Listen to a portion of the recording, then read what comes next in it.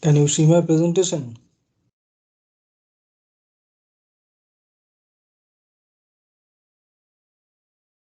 Hello, can you see my presentation? Yes, sir. Yes, sir. Okay. In the last class, we have introduced artificial neural network, and then we have talked about single layer perceptron, and we have implemented logic gates using single layer perceptron. So today we will be talking about multi-layer perceptron, and before we go into the details about multi-layer perceptron, we will see the limitations of single layer perceptrons. So single layer perceptrons have a monotonicity property. What is that? Now, if we increase the input value in the input layer, and if we take the positive weight, then the corresponding activation function will also produce the increased value or the positive value. So here the input value and the positive weight are directly related to the output of the activation function. So this is the first limitations of the single layer perceptron. The second limitations is that perceptrons can't represent functions where input interactions can cancel one another's effect, like XOR gate. So if we implement the XOR gate using single layer perceptrons, then perceptrons cannot represent the corresponding function.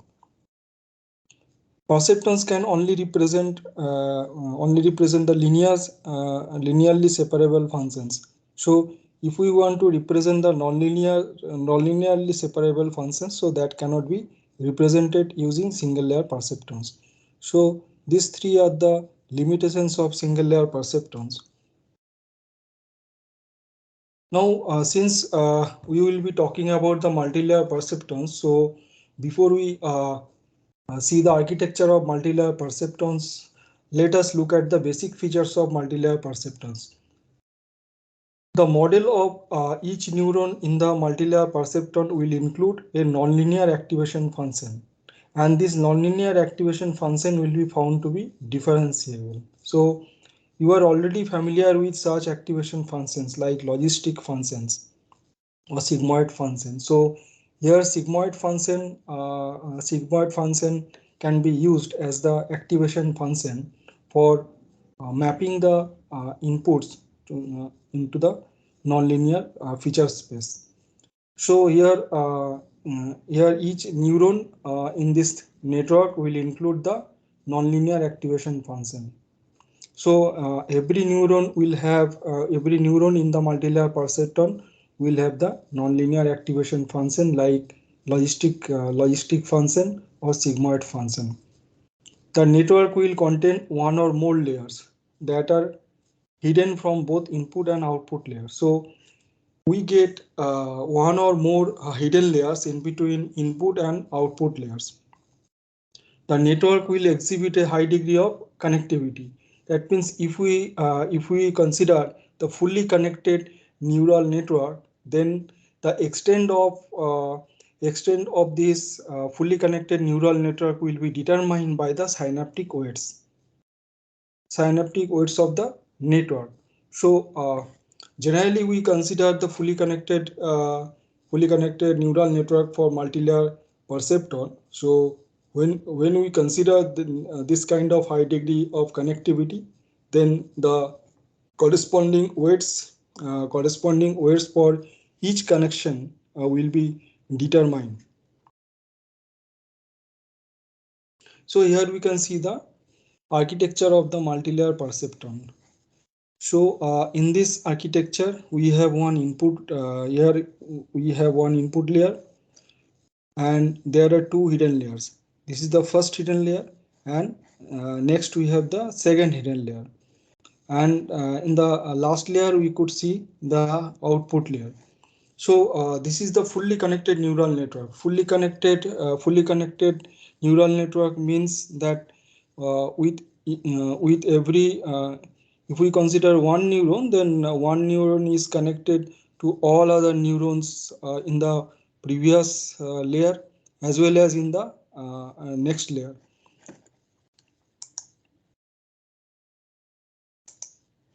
So for example, if we consider this neuron, then this neuron is connected to all the neurons in the next hidden layer as well as all the neurons in the input layer. So that is why this is called the fully connected multilayer perceptron. Now, in this fully connected multilayer perceptron, in the input layer, we take the inputs as one-dimensional vector, and the number of elements in the one-dimensional vector will decide the number of neurons in the input layer. And when we provide such input in the input layer, so this information is propagated to the forward direction. So forward direction, first this will be encountered with the first hidden layer. So in the first hidden layer, all the neurons in the first hidden layer will associate the activation function. So in each neuron in the hidden layers will aggregate the input and the corresponding weights, and then it will pass through the output of the aggregation will pass through the activation function, which is also found to be associated with each neuron in the hidden layer. So in both the hidden layers, we could do the computations, aggregation and activations, but in the input layer there is no computations is done. Only input layer is responsible to propagate the input to the forward direction to the first hidden layer, and then the output of the first hidden layer is propagated to all the neurons in the second hidden layer. So the output of the first hidden layer is act as the input to the second hidden layer, and then second hidden layer aggregate the output of the first hidden layer with the corresponding weights, and then the output which is generated by aggregation function will pass through the activation function, and activation function will act as the mapping the input, mapping the output of the aggregation function to the nonlinear feature space. So here by activation we introduce the nonlinearity in this network, and the output of the activation function of the from the second hidden layer is provided as found as the output in the output layer. So here in the output layer we get the output as some discrete function,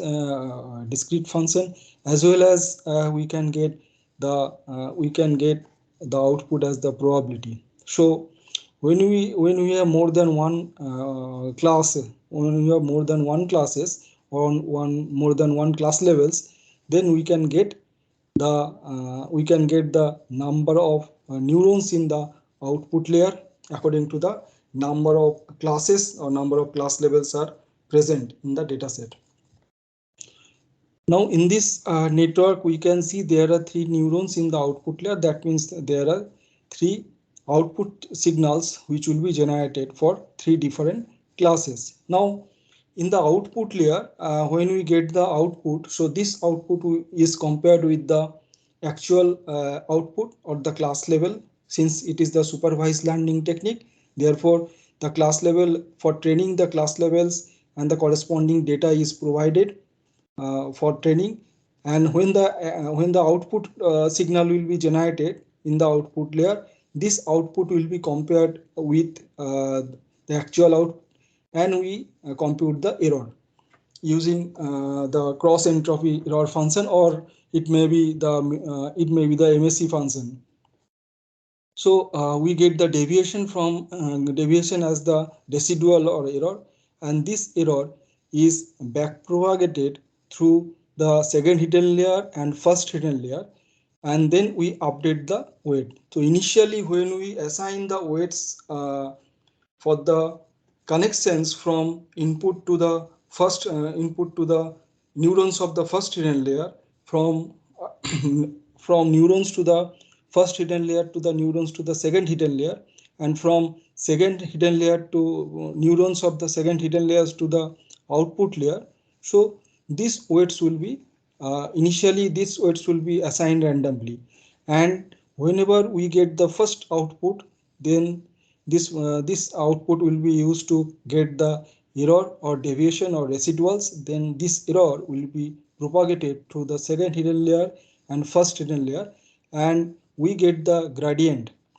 And when we get the gradient, this gradient is used to update the weights which have been initially assigned randomly to each connection of the network.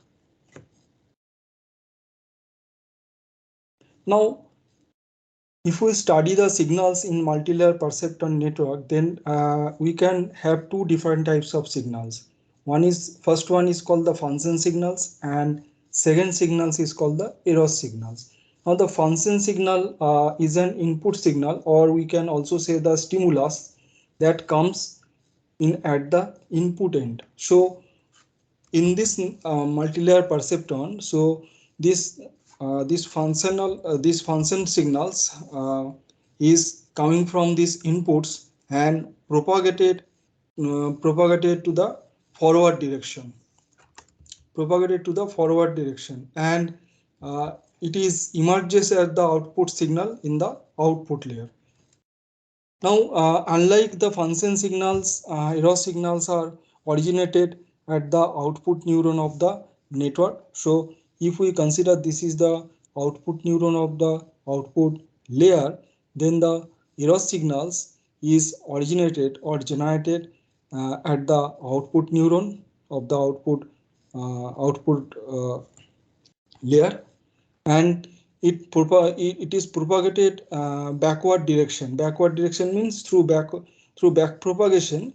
This error signal is propagated for getting the gradient and update the weight values. So here we can find two different types of signals: function signals and error signals. Function signals are propagated in the forward direction, and error signals are propagated in the backward direction. Now, what will be the tasks of hidden neurons in the hidden layer and output neurons in the output layer? The computation of the function signals which is appearing at the output of each neuron is expressed as the continuous nonlinear function of the input signal and synaptic weights associated with that neuron. Now, if we study any neuron in the hidden layer, then we can see that the function signal which is appearing as the output of each neuron, that means after aggregation we get some output in the neuron of the hidden layer. Then that output is passed through the activation function, and we get the continuous nonlinear function. So the activation function will act as the continuous nonlinear function of the input signal. So this input signal is basically the signal which is generated from the aggregation, and the synaptic weights is also found to be associated with each neuron in the hidden layer. The computation of an estimate of the gradient vector. So gradient is associated with the error surface.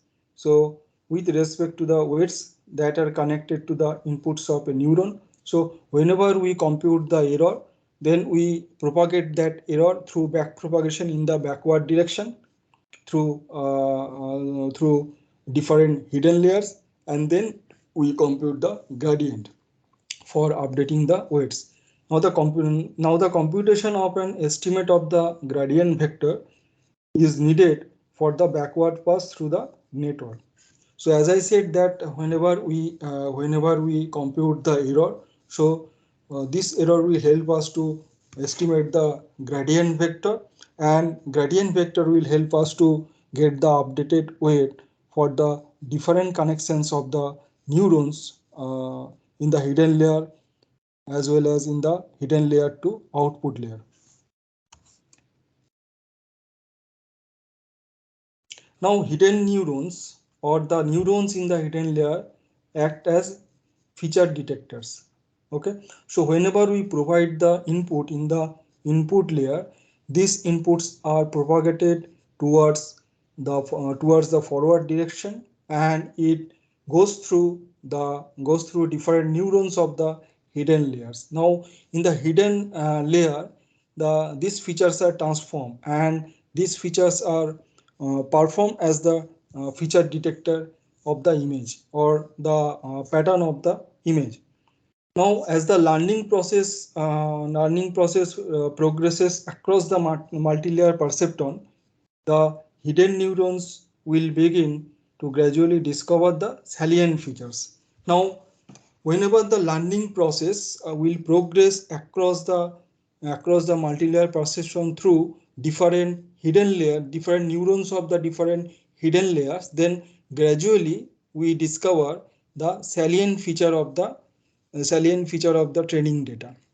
Now here the training data may be an image pattern, and when we provide that image pattern in terms of the one dimensional vector in the input layer, then that image pattern is propagated to the forward direction through different hidden layers. And whenever the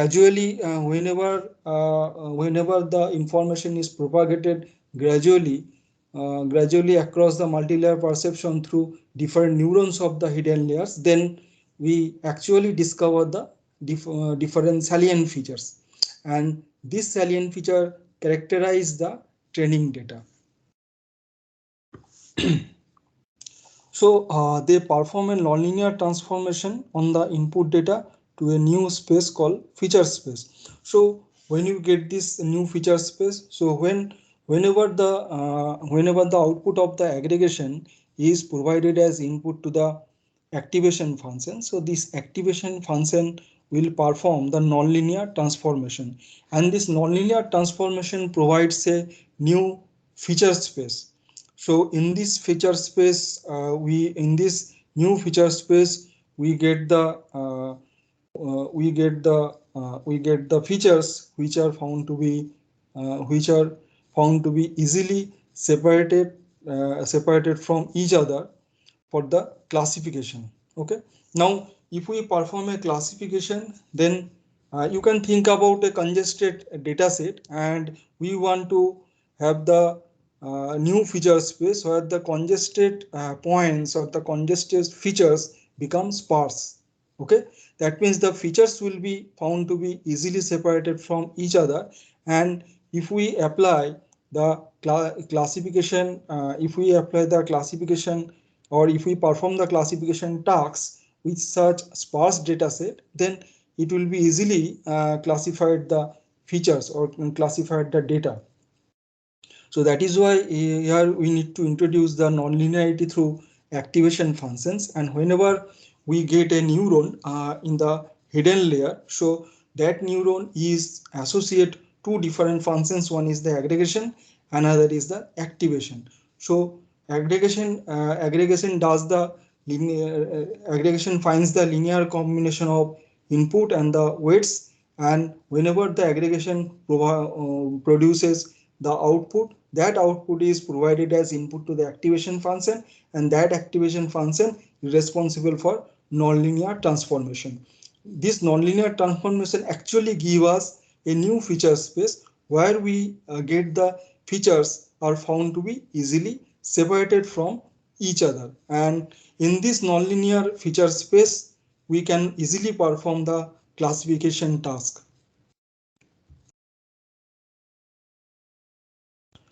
Now let us consider a multi-layer perceptron with an input layer of source node. Okay, one or more hidden layers and output layer. Now this will be consisting one or more neurons. Now if we get the xi equals to x of n comma d of n. So here n varies, small n varies from 1 to capital N. So here capital N is the total number of training samples, and here xn is the data point and dn is the corresponding data level or class level. So since we are performing the supervised learning through multi-layer perceptrons, And in the multilayer perceptron, we have one input layer, one output layer, and one or more hidden layers. Now this data set is provided for the supervised learning, and this data denote the training sample which is used to train the network in a supervised manner. Now let us consider yjn will denote the function signal which is produced at the output of neuron j in the output layer. So in the output layer, if we consider there is a neuron, jth neuron. So jth neuron of the output layer will produce an output which is denoted by yjn. Now when we apply the input xn to the input layer, so the corresponding output yjn is produced by the neuron in the jth neuron in the output layer. Now the correspondingly the error signal, this error signal is produced at the output neuron j, which can be defined by this equation. Okay, so ej of n equals to djn. Djn is the actual output or class level, and yjn is the predicted output, so which is predicted at the jth neuron of the output layer. Okay, now we get the deviation between these two outputs, actual output and the predicted output, and this will give us the error ejn. Now here djn is the ith element of the desired response vector, and the instantaneous energy of neuron j is defined by this. This is the xi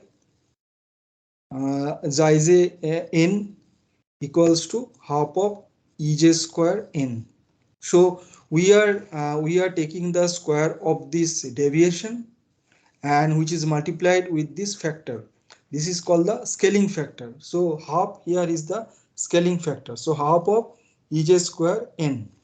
So this denotes the instantaneous energy of neuron at jth node.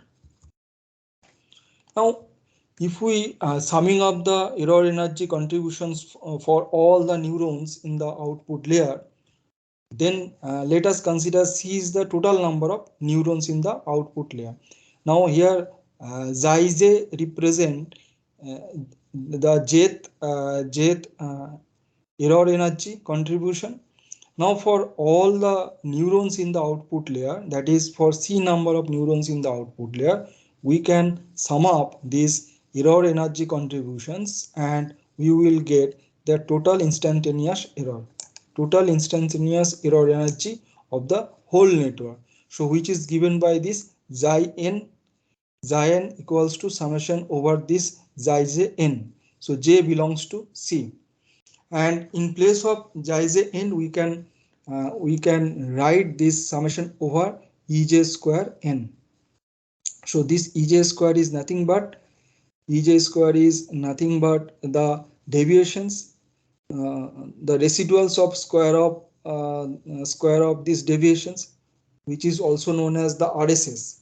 So if you remember the least mean square error, which we have computed in the linear regression, as well as in case of support vector machines, or discriminant functions. So there we have computed these residuals of sum of squares. So the residuals means the deviations or error between actual output and the predicted output. Then we are taking the square of that error, and we get the summation over this for C number of neurons in the output layer.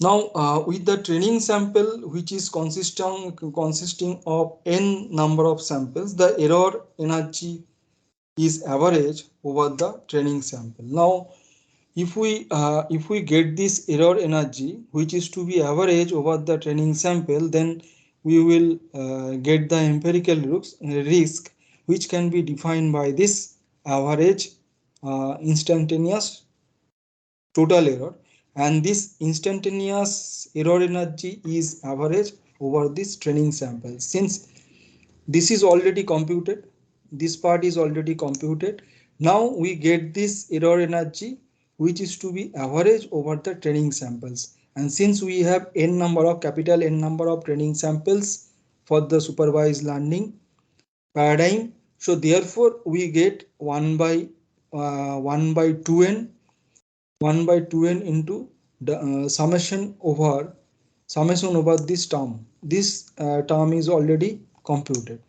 So first of all, we get the summation for C number of neurons in the output layer for the residuals of sum of squares, and then we get the summation over this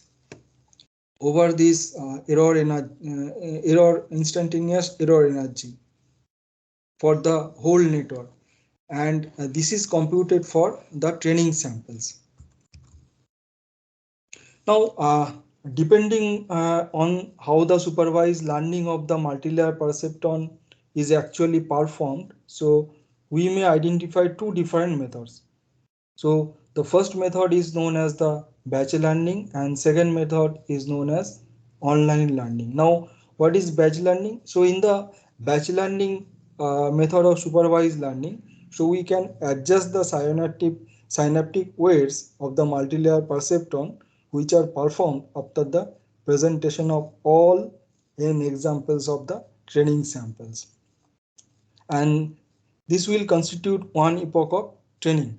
That means initially what we do when we try to learn the underlying pattern of the training example or training image, then we first learn the training example, and then we compute the error. So this computation before we compute the error, so this will constitute one epoch of the training. And when we propagate the error through back propagation mechanism, then we update the weights, and then again we propagate the weighted input through aggregation and activation, and in the forward direction, and again we compute the error for the updated weight, and this will constitute the second epoch. So in this way we will have a number of epochs for the training, and sometimes we can complete the training after a certain number of iterations or certain number of epochs. So here the cost function for batch learning is defined by the average error energy. Okay, so here the cost function for batch learning is defined by the average error energy. Now if we have n number of samples for the batch learning, then the cost function for that batch learning will be defined by the average error energy. Now adjustment will be made to the synaptic weights of the multilayer perceptron on an epoch by epoch basis. So whenever we get the first epoch, so in the first epoch, as I said that in the after completing the first epoch, we compute the error, we compute the gradient, then when the gradient will be computed, we propagate the error to the backward direction through back propagation and update the weight. So epoch by epoch, we basically adjust the synaptic weights or update the synaptic weights. Now, unlike batch learning, online learning method of supervised learning, here we adjust the synaptic weights of the multilayer perceptron example by example basis. So, in this procedure, the online learning going against the parallelization of online.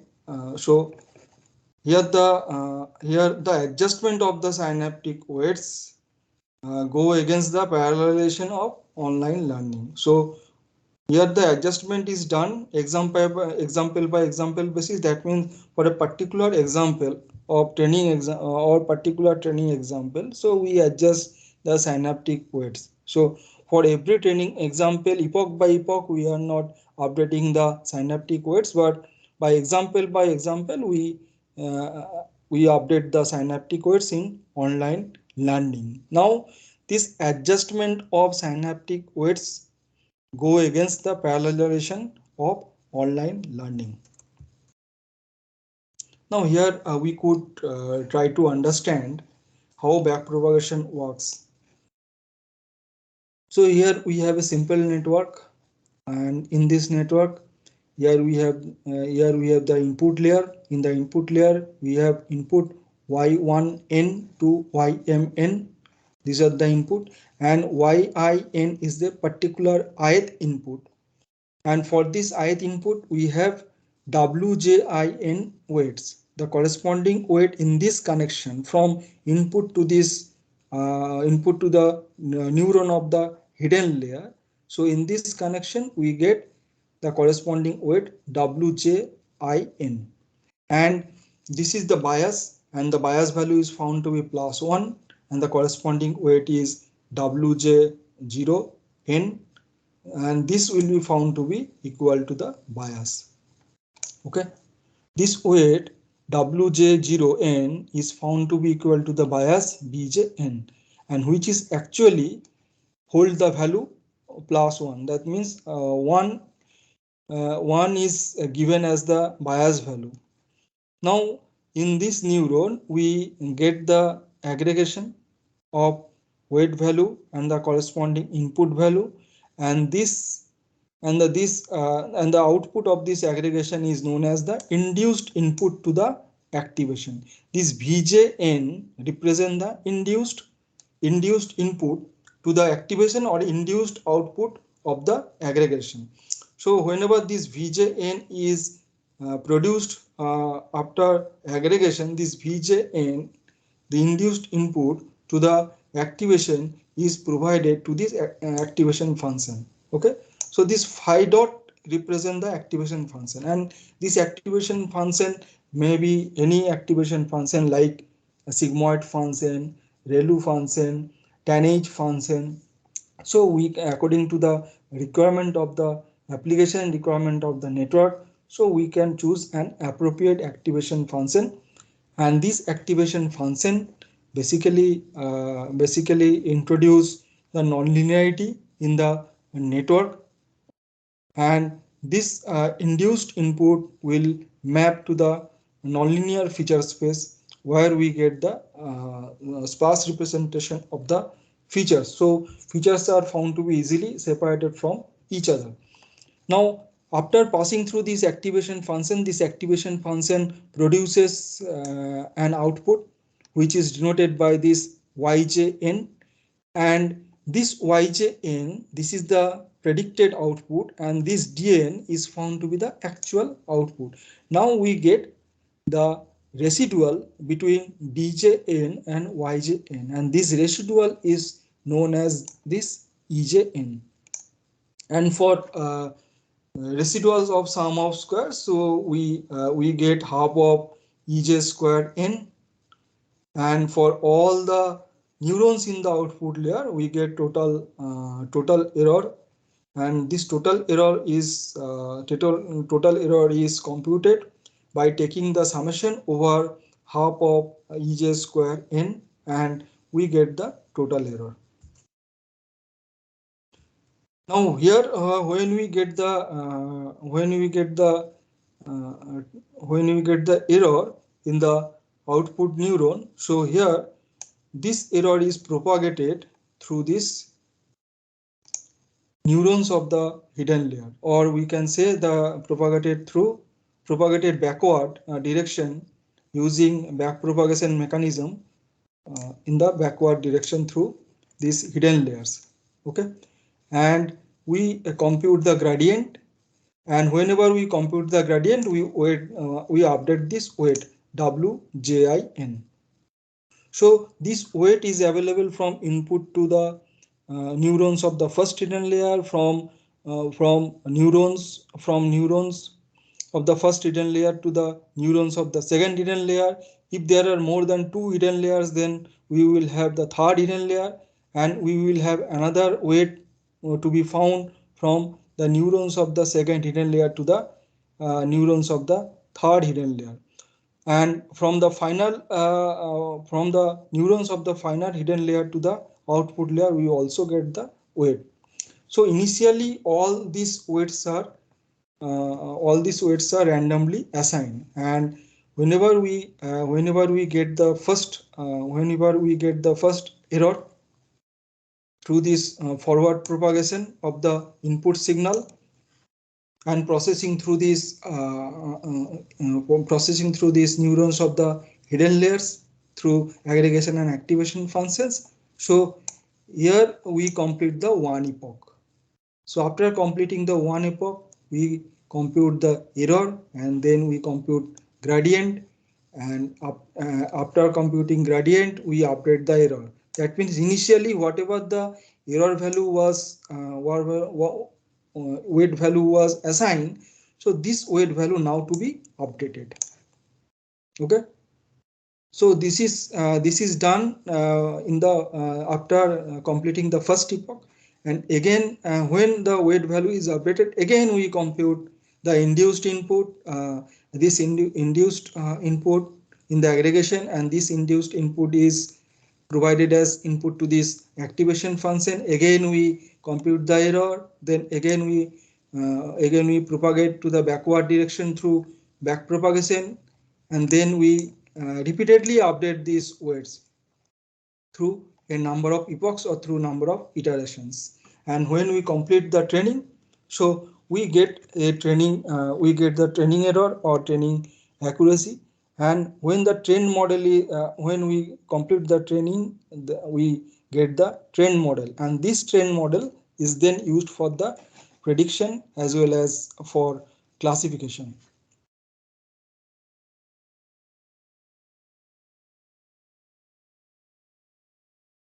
Now here the neuron J means the jth neuron in the output layer is being fed by a set of function signals which are produced by a layer of neurons to its left. Okay, so as I said that the neuron J is being fed by a set of function signals which are produced by a layer of neurons to its left. That means in the previous layer,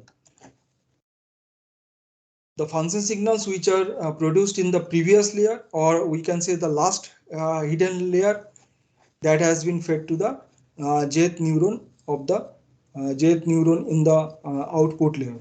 And the induced local field, as I said that this is the induced local field Vjn, is produced at the input of the activation function, which is associated with neuron J.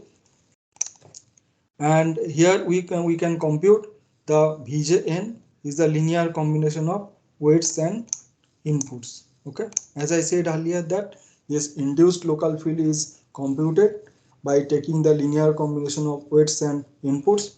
Here m is the total number of inputs which are applied to neuron J, and the synaptic weights Wj0 is found to be equal to the bias J, which is applied to neuron J. So for any jth neuron, either it is the hidden layer or it is in output layer, we can denote the corresponding synaptic weight as Wj, and the bias is Bj. Since we are talking about the first hidden layer, therefore in the first hidden layer we are considering the jth neuron, and for that neuron we are taking the synaptic weights, and which is found to be equal to the bias. So here the function signal yjn is appearing at the output of the jth neuron at iteration n. So at iteration n, so if we as I said that the if we complete the first epoch or first iteration, then we can get this output yjn, and yjn is found to be equal to the output of the activation function, and this activation function is denoted by this phi j of vjn. Here vjn in the induced local field, and phi j is the activation function.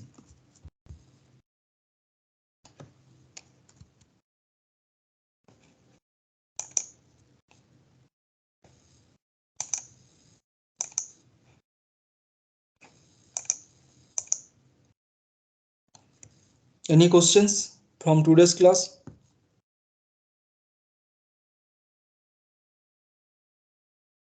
If you have any questions, you can ask me. Otherwise, we will stop now. And the remaining part of this multilayer perceptron will be discussed in the next class. Okay, that's all for today.